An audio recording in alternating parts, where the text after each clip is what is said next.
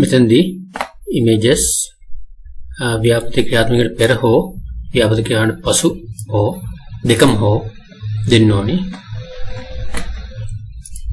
අපි ක්‍රියාත්මකයට පෙර මෙතන image ටික වෙනම folder එකේ දාලා තියාගන්න එක සැරේ select කරන්න පුළුවන් වෙන්න. මම control එක press කරගෙන images පහක් select කරනවා. අවසන් වූ පශ්චාරූප පහක් මම select කරනවා. එකවර select කරන්න ඕනේ මේ images ටික. ඊට පස්සේ upload දෙන්න.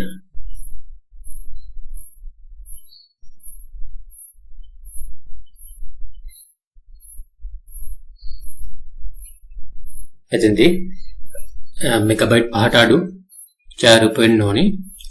ඒ ඡායාරූප වල මෙගාබයිට් ගාන අනුව යන කාලය වෙනස් වෙනවා.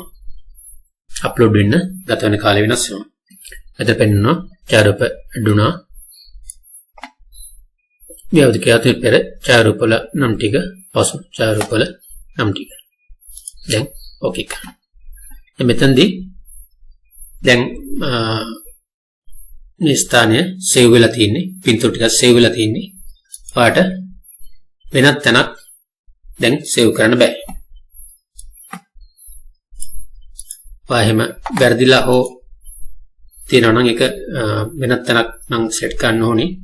ඔයා edit ගිහිල්ලා edit යන්න ඕනේ. edit එකෙන් තමයි ගන්න පුළුවන්. මෙතනදී කිසිම වෙනසක් කරන්න බෑ.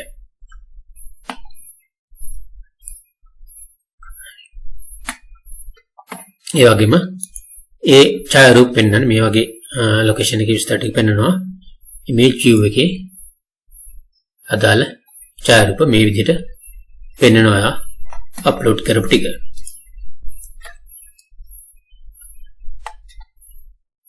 අවසන් වුණාට පස්සේ මේ වින්ඩෝ එක ඔටෝ ක්ලෝස් වෙන්නේ නැහැ. ඔයා මැනුවල් ක්ලෝස් කරන්න අවශ්‍යයි.